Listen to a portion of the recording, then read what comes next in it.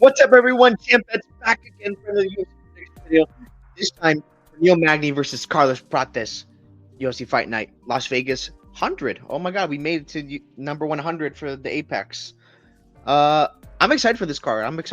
There's some good matchups on here, although a lot of pretty one-sided ones. I will be honest.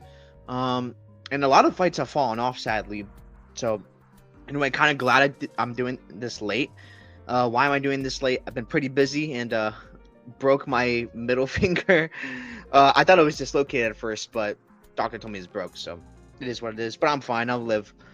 But yeah, I've been pretty busy. But let's get back into this. But first, as always, we have to go ahead and recap last time what happened. I lost. I'm so sad. But we'll go through each of them one by one. The first fight on here I had a bet was Yusuf Zalal. I got an early bet on Zalal to win this fight against Jack Shore. Round one was kind of dicey though. I won't lie. Maybe a little underestimated Jack Shore a little bit. Although I'm glad I bet it at where I did, because if I bet Yusuf Zalal later, oof. But man, Zalal is good. This dude is a different level than he was before, and that's 100% unequivocally true. That knee he hit Jack Shore with, thing of beauty. And yeah, I do think the size did play a factor. I really do, and just being bigger is just a problem for Jack Shore. Not being bigger, but his opponents being bigger than him is just a problem. Like Zalal got that knee up, hit on the chin. It hits too hard.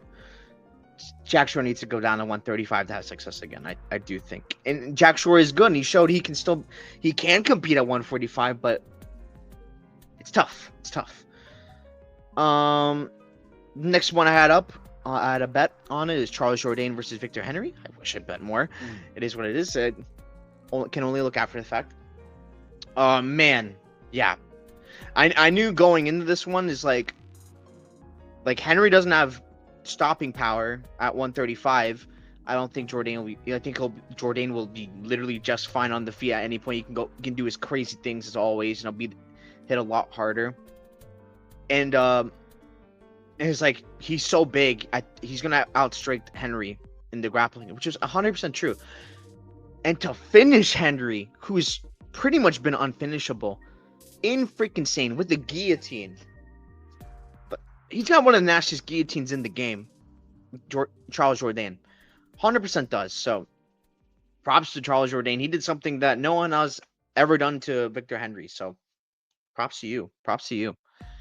Next bet on the card was Marc-Andre Barriault to beat Dustin Stoltzfus. This one shocked me the most, if I'm honest. I was shocked with this result, because I didn't, and betting me that tips, you can't show you bet like 6 strikes, more takedowns, or whatever, that kind of thing. I did have a bigger bet on Marc-Andre Barriault to get more 6 significant strikes, and it's like, look, as long as he doesn't get taken down or anything like that, and the fight goes longer, he's gonna get that easy.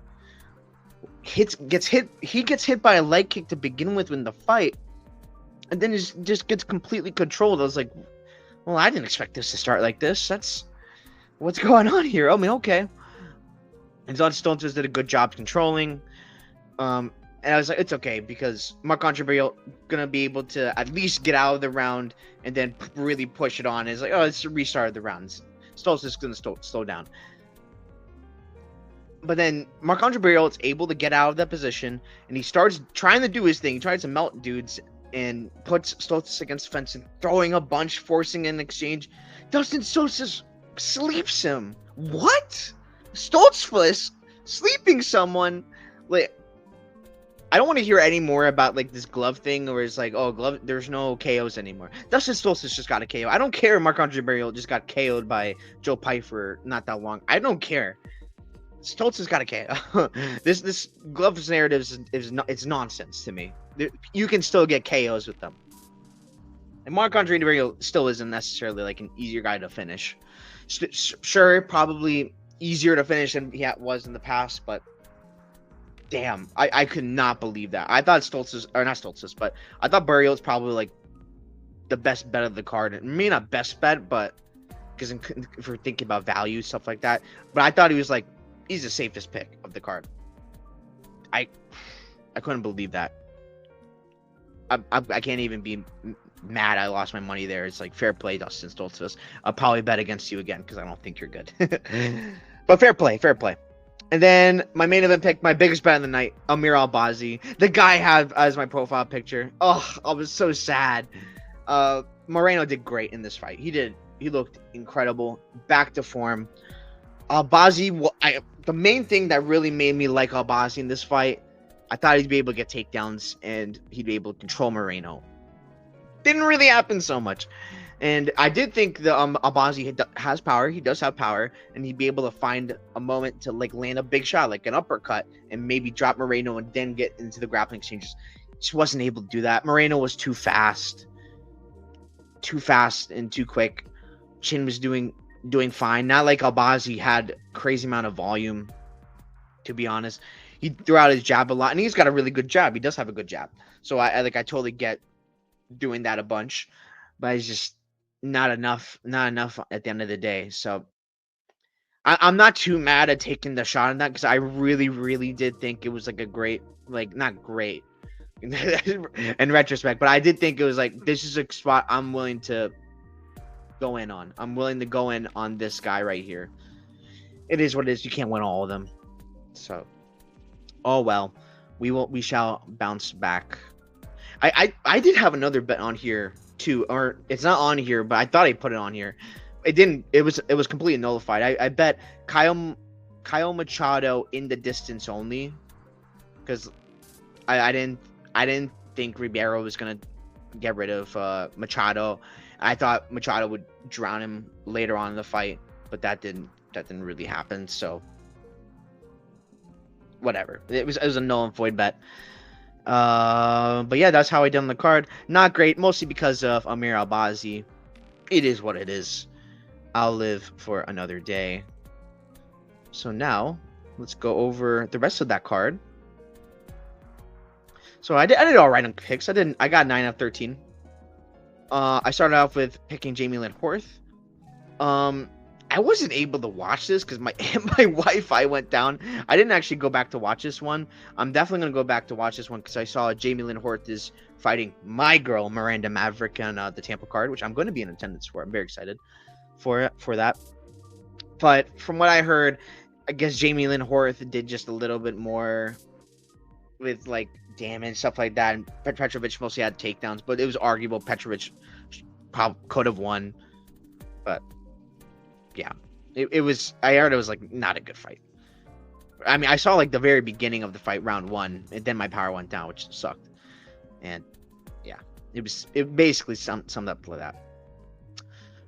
Cody Gibson beating the Helliger, and the Helliger didn't have much. He didn't have much for Cody Gibson. Cody Gibson was able to do whatever he wanted here. I don't really have much to say about it. Seri City versus Garrett Armfield. City won, contested decision. I thought Armfield won 2-1, although I don't think it's like the worst decision to give it to City, but not like I'm saying he won. I don't think he won. Like he had like good moments of damage, to be honest, and like Armfield did have control, but like control doesn't score as much. It is what it is. Armfield did not win round 3. He did, or no. Armfield won round 3. I meant to say City did not win round 3. But it's like rounds 1 and 2, you can absolutely argue for City, even though Armfield did do good in those rounds too. So I don't think it's as bad of a robbery as people make it out to be. And like if you look, I'm gonna take a look at this because I'm not going crazy. I'm pretty sure if you check the significant strike numbers in the fights, and not like just a total number, but the strike numbers per round, like each round was very close. City 20 of 41 in round 1 to 24 of 40, 39 of 86 to 43.92. And like I get like Armfield does have more numbers, but like the bigger strikes were from City, like for the most part. Not like Armfield didn't throw away some heat. He definitely did. But But yeah, probably Armfield should have won though. I will say that, but it's not like the worst thing I've ever seen. It's not as egregious as people make it out to be. Next fight of the card, Romanov versus Nascimento. Both guys have gotten cut after this fight. This fight was pretty sucky. Nascimento is not able to deal with like a kind of gas Romanov and got outstruck by Romanov on the feet. Very tragic. Very tragic. I was surprised. I mean, maybe not that surprised, because I guess Nascimento came in and is like, okay, I'm going to be able to drown this guy, but I just need to survive round one.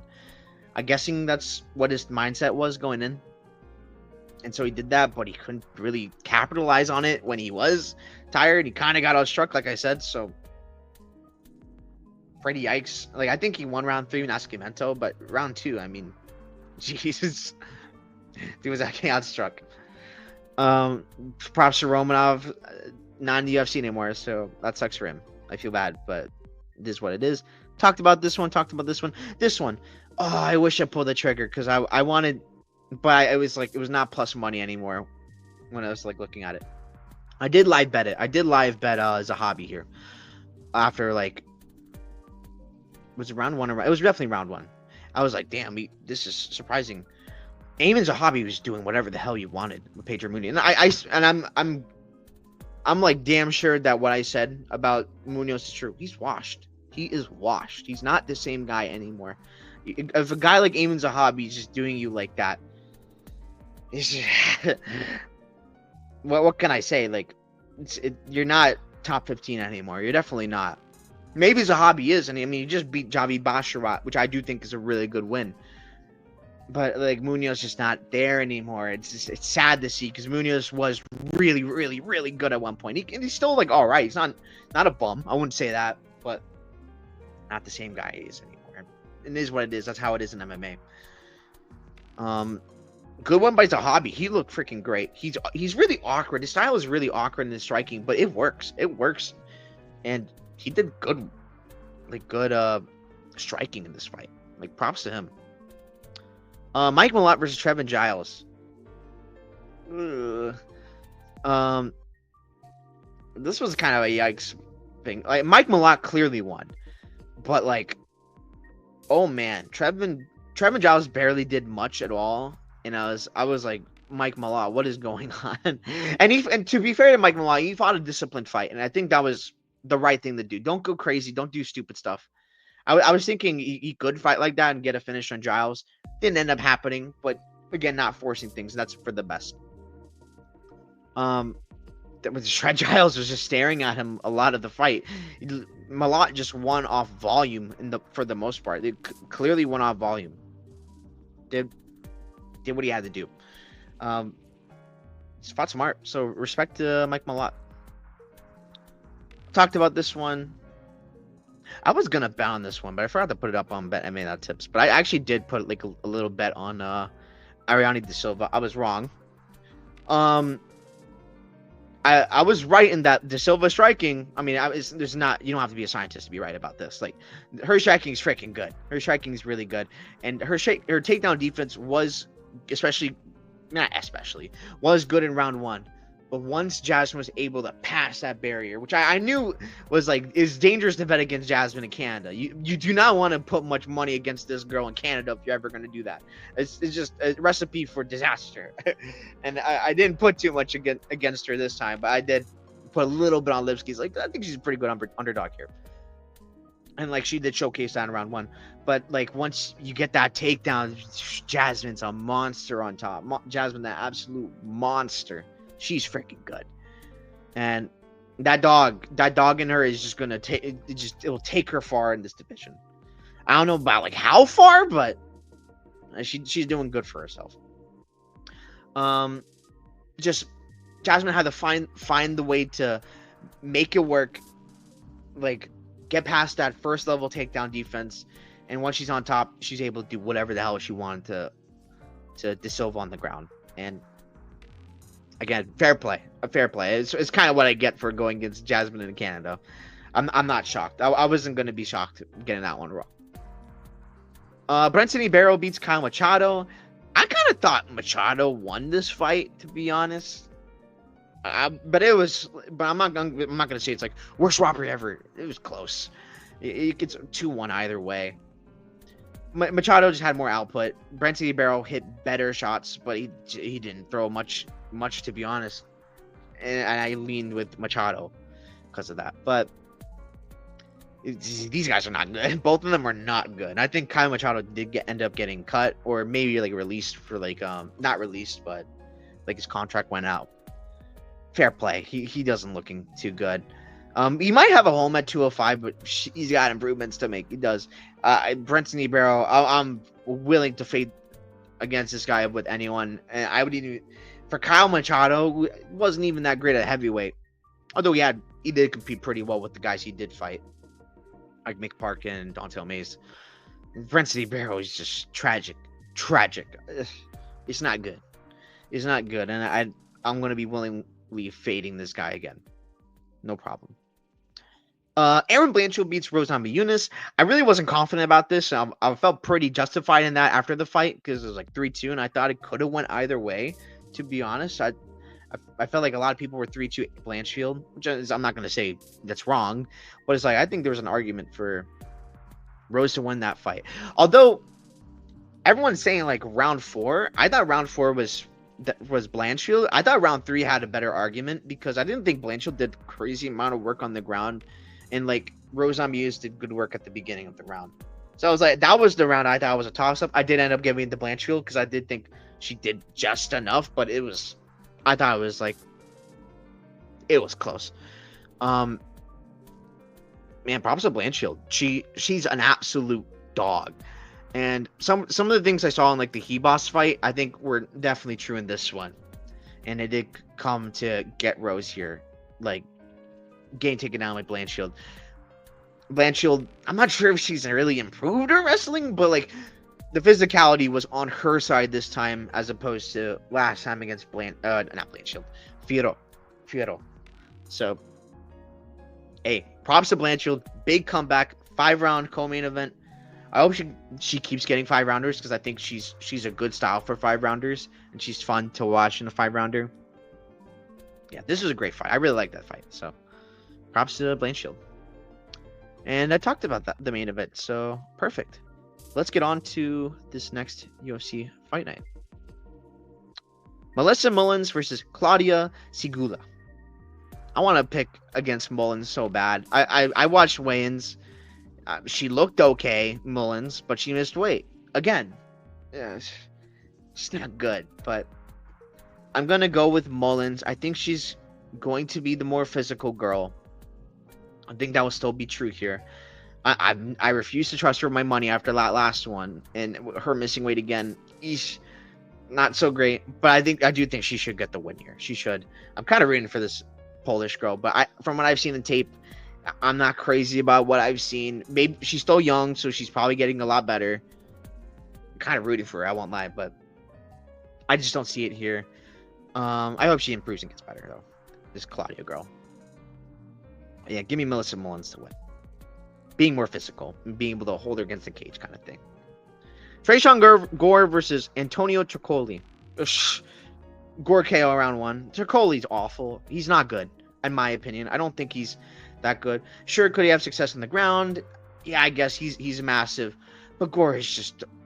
he hits different. He does hit different.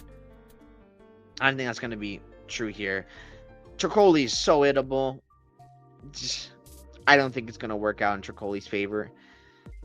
Gore, I know for a fact Gore has been training a bunch and going in. Like, it's been out for a while. And I think that's a good thing for him. Like, how long, actually? It might have been, like, 2 years ago. I think that's a good thing for him to be out for that long. I'm not exactly sure if it's, like...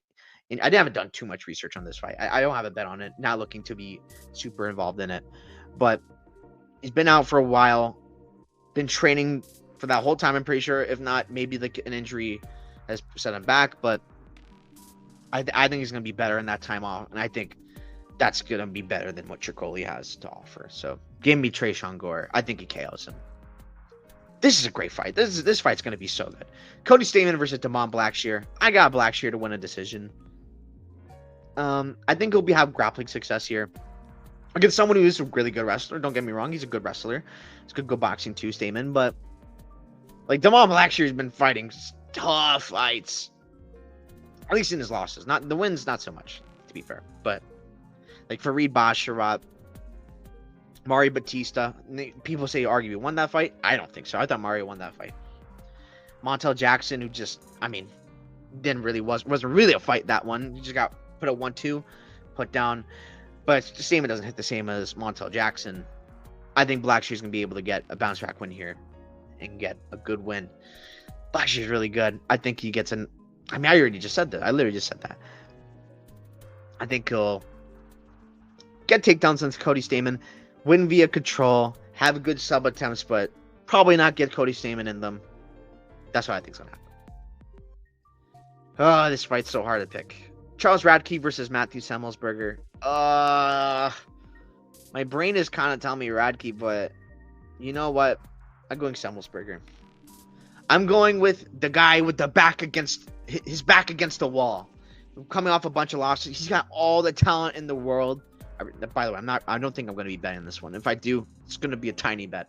But he's got his back is a freaking against the wall. And I do value that with guys who are like pretty freaking talented. Like Radke is coming off a loss against Carlos Prates, who is main eventing this card. It doesn't mean he's like bad or anything, but both these guys are kind of nut, or what do you call it? Not nutcases. That's not the right word. Like they get in their heads. Maybe they get in their heads is the right way to put it. Like they can win if they fight their fight, but sometimes you just go off and do not so great things. Like Semmelsberger will get taken down, just stay on his back. Like, no, get up, Semmelsberger. You do so much work on the feet. And Radke, he just strikes for too long. I'm not crazy. I'm definitely not crazy about his striking, and he's too willing to strike. That's the problem. The worry though for me, for someone who's picking Semmelsberger, is that I know Radke does listen to this corner. He does listen to this corner. If he does, he's probably gonna win this fight. I'm banking on him striking for a little too much, and he's going to sustain too much damage from that, and then Semmelsberger's going to be able to win off just doing more damage from that. I'm not confident at all in this pick. I won't be shocked if Radke wins the decision by being smarter and holding Semmelsberger against the cage, if Semmelsberger just stays there. But I'm trusting in him to have urgency and to try and come here and get a win with his back against the wall. That's why I'm going with Semmelsberger. Alessio Zaleski dos Santos versus Zach Scroggin. I haven't really done much research on Scroggin, but from what I've heard, I know he trains with like Trey Ogden and that crew, like Marathon MMA, which is a good gym. Probably means it's on roids, but just be quiet. But dos Santos is not a guy you want to come in on short notice against. BSD could tell you about that. That was rough. He also came in overweight. Like he missed weight. Not so great. But maybe in a way, 174 is kind of a big weight miss, to be fair, which is not so great. I'm not looking to bet Dos Santos here, by the way. I'm not too interested. But Dos Santos still got it. He's still pretty good. And I think he's gonna be able to put it on. Zach Scroggin is coming in on short notice. Maybe if that has roids and has like way better cardio because of that, maybe not, but I like Zaleski. I think he's just a better fighter from what I've seen, but I haven't seen that much, so I'm not gonna act like I'm the expert on this one. So yeah, give me Zaleski. I'm not confident.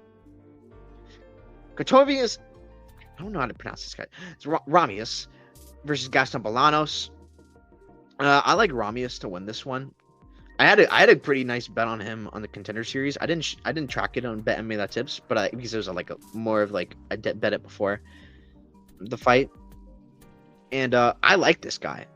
I understand why people are taking the dog shot on Bolanos. I totally get it because he does strike pretty nice. He's not bad by any means, but Ramius he does have it all. I think he's shredded to the gills. I'll tell you that, and I think. His fight IQ, not the greatest, but I think he is good everywhere, and I think he's going to be able to implement that on Bolanos. And I don't think Bolanos is going to have what it takes to win like that. Like, I think he can get top 10 Ramius. I think he can have success on the feet. Probably better top time, but we'll see. We'll see because again, Fight IQ not his greatest asset, but I like Ramius to win. But I'm not looking to bet this one too much. Oh, I hate this fight. I hate this fight with a passion. Denise Gomes KO probably round 1. Why are they doing Carolina like this? Why are they doing my girl Carolina like this? This hurts my soul. I hate this fight because of that. I think it's going to be like the Andrade fight where she's got smoked. And I talked about this when breaking down Marina Rodriguez versus Yasmin Lucindo. The win streak Carolina's been winning against, it's just not the best girls. I'm a Diana Belbitsa fan. I'm a big fan of her too, but like, it's not a great win. It's not a great win. What's another one? Shit, I think Demopolis. That's an okay win. That's an okay win, but nothing crazy. Savannah Gomez Suarez. She has a lot of power, but like if she doesn't like land, what does she have? Not much. Felice Herrig. It's not been great. I wish she was still getting fights like this because I love Carolina. I love her, but this is rough. This is rough. I might be looking at Denise Gomes by finish as like a small bet this weekend. I am looking at that. I think that's a very real possibility. Give me Denise Gomes. I hate that. Nothing wrong with Denise Gomes. Denise Gomes is fine. It's just why you got the veteran like that we all love. Mansour Abdul Malik versus Dusko Todorovic. This fight is just, I kind of don't want to touch it. I really don't want to touch it. I think Malik will get around 1 KO, but Dusko is definitely the best guy this guy's has ever faced. And because of that, like after his last fight against Wes Schultz, which I had a little bit of money on, I put like a tiny bit on Wes Schultz. It's like, fade the Greek, whatever. Yanni the Greek has this guy. I'll fade the Greek for the funnies. He gave me hope, and I honestly thought he fumbled. I honestly thought he fumbled that fight. He really probably should have won. And if a guy like that's doing that, Dusko definitely could. He absolutely could win this fight. I'd rather live bet Dusko though. I wouldn't want him up front. Dusko getting taken down by Jordan Wright is a freaking red. It's a big red flag, and I think that's really ultimately why I'm taking Abdul Malik, especially coming off a big, was it a knee injury, leg injury, something like that after the Christian Leroy Duncan fight. I'm not crazy about the situation Dusko Todorovic is in. I like Dusko a lot. I actually thought he was like really good at one point. I was very sad in finding out he definitely isn't. But I mean, to be fair, Dusko he's pretty young still. I mean, not as young as Malik. Malik absolutely has an opportunity to gas out and not if he doesn't get a finish, and Todorovic can absolutely finish him afterwards. Maybe he doesn't because Malik is tough. Who knows? He's undefeated. We don't know. He did show toughness against Wes Schultz, to be fair. I think Malik is going to be able to get a ground and pound finish in round 1. So that's what I'm going off of. Here we go. Luana Pinheiro versus Jillian Robertson. This is like the squarest thing all week, but Jillian Robertson is going to destroy Luana Pinheiro. This is my biggest bet of the card by far. And this is like, I think this is the only position I really like on the card. I bet her early. I got her at minus 230. I got early as like, because I'm very high on Jillian Robertson, and I'm very, very low on Luana Pinheiro. I've never been high on this girl, especially ever since that Randa Marcos fight. When I saw her, I was like, this girl is just not good. She found a way out against Randa Marcos, who is breaking her. That's not good. If Randa Marcos is breaking you, Jillian Robertson absolutely can. And it's not even just like, oh, maybe that's like Luana Pinheiro in the past. It's been true. Like Amanda Heba.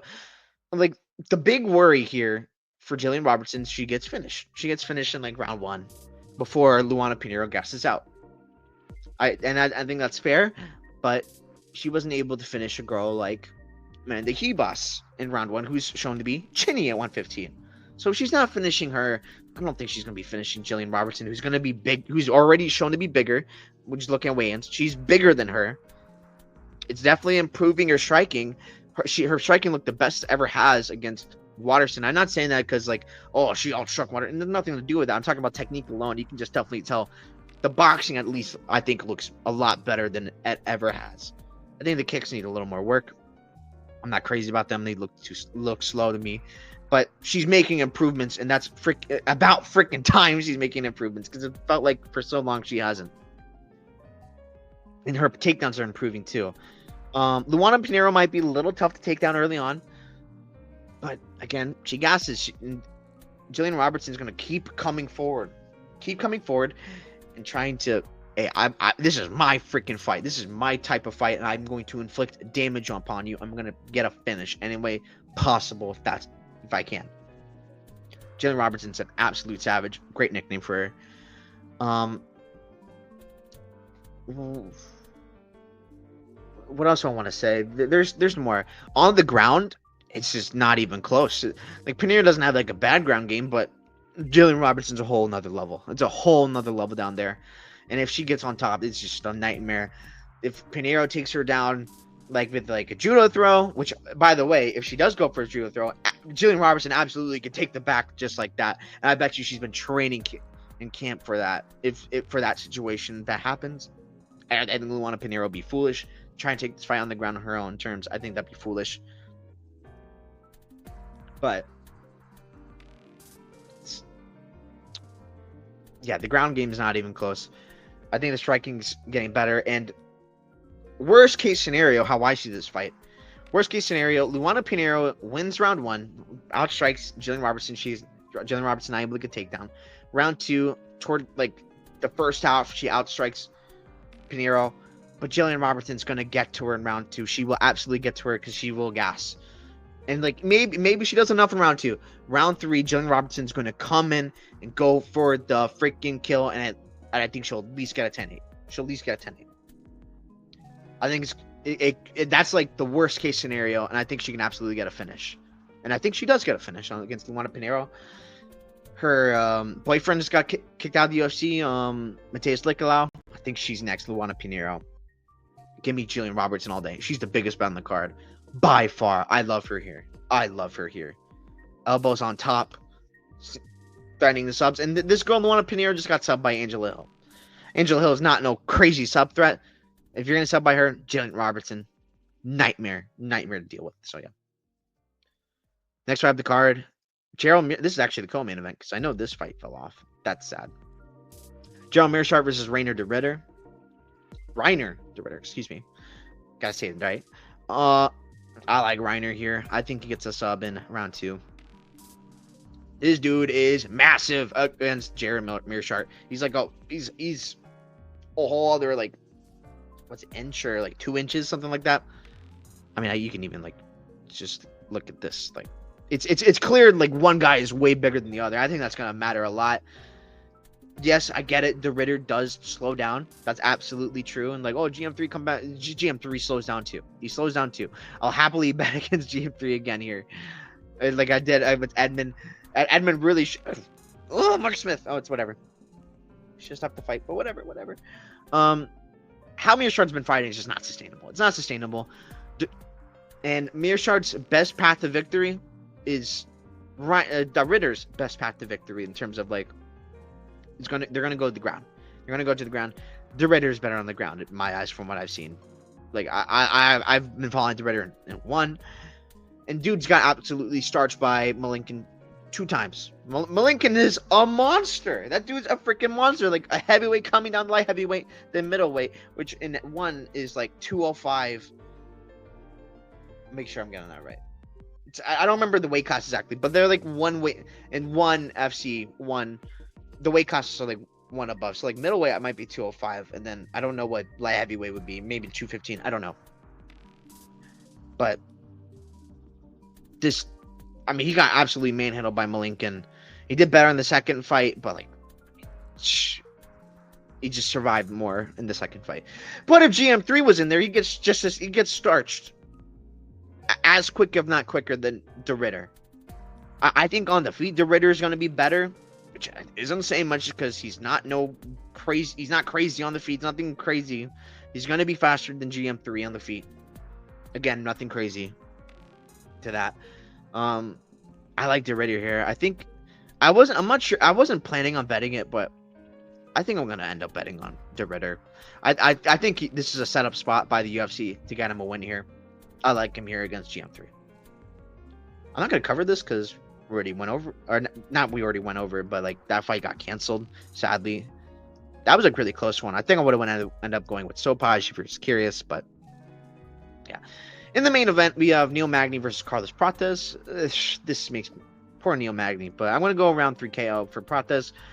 Reason why I'm going like more later rounds KO is because Prates takes a while to get going. I mean, maybe not so true against the Leech, but in Prates' first 5-rounder, I think he's going to take round 1 and not. It's going to be similar-ish to the Joust fight. Maybe not lose as bad as he was in that fight. Like, obviously he won, but found the shot.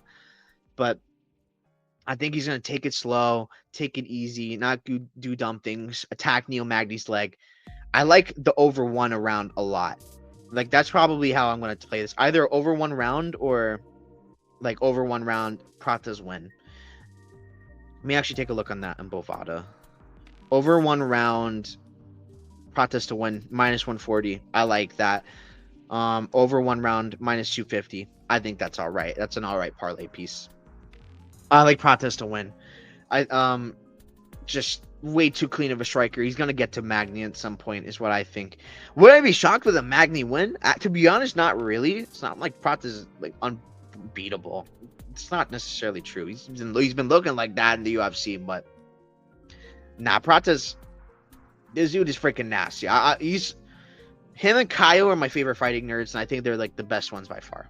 The best ones by far. I put them in higher regard to Gene Silva, and especially Rufy. Rufy's gonna win his next fight in 309. Don't get me wrong, he's gonna win that fight, but I mean he's beaten, like, he's got all this notoriety from beating Jamie Malarkey. Just calm down.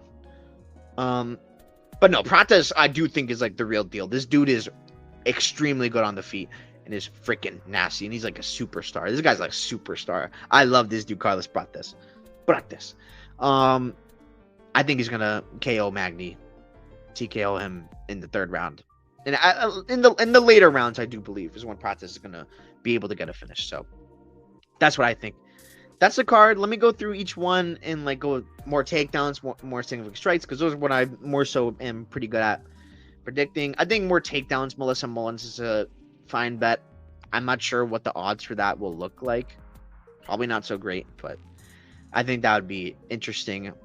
More 6 strikes, not too interested in this one. Trayshawn Gore, Antonio Tricoli. More 6 strikes, Gore all day. Tricoli's just gonna be there being hit by a bunch. That's what I think. Maybe more takedowns Tricoli, because I don't really know why he would want to keep this on the feet. Wouldn't shock me if Gore does get a takedown even, but I would lean Tricoli.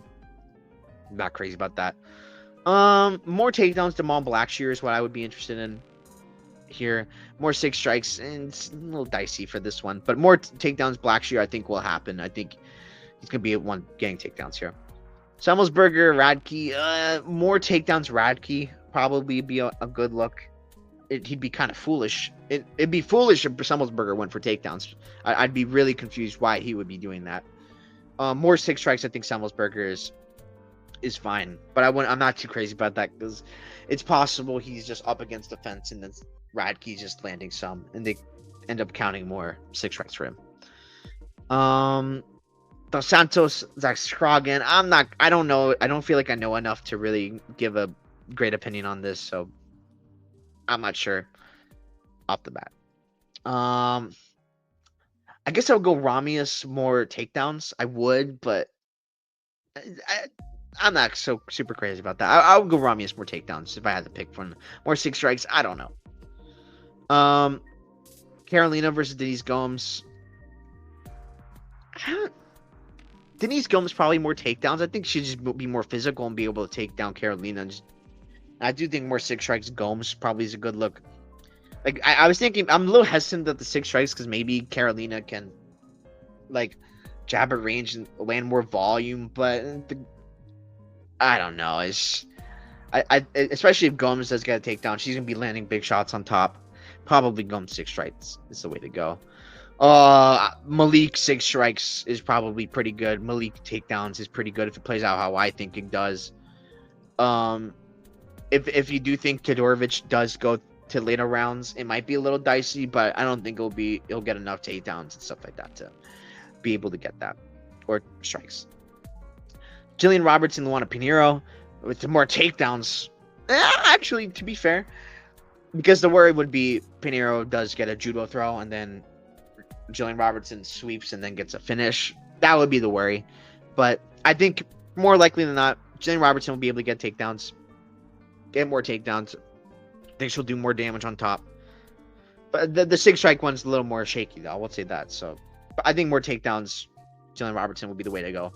I'd rather just play her money line or maybe ITD. I think she'll finish Luana Pinheiro. I really do.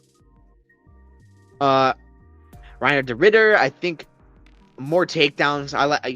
GM3 does not have great takedown defense at all. I think Reiner's gonna be able to get him down.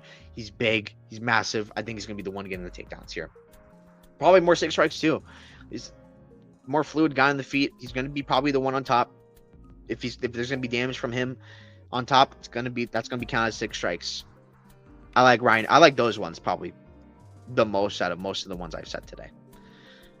And in the main event, more takedowns, Magny, but like I know Prates has shown some grappling in the past. I doubt he does any against Magny though. That kind of be dumb too. I'm not gonna lie. The only reason why he would do that is just to make a point. I don't think he's looking to make a point, and like in that sense, is like not why show off the grappling. Just be a smart, good striker. That's what he'll do. More 6 strikes, probably Prates. Although I know Magny could be a little bit high volume, so that's like a little bit of a worry. But the 6 strikes, the big shots will be coming from Prates. I think Magny's going to be hurt a lot, especially to the legs. His legs are going to get beat up so bad in this fight. So, yeah, that's what I think. And yeah, that's the card. Super excited for this card. Yeah, those were my thoughts on it. I don't have much more to say. You can check me out at betnme.tips champ bets. And yeah, thank you so much for watching. Stick around for next time for UFC 309. Jones versus Miocic. I'm very excited for that card. Not the best main card, although the 2 fights on the main card I'm very excited about are Karine Silva versus Viviane Araujo and Michael Chandler versus Charles Oliveira. But those prelims, thing of beauty. I love those prelims, and those are gonna be fun. Yeah, thank you so much for watching. See you guys next time. Have a great one.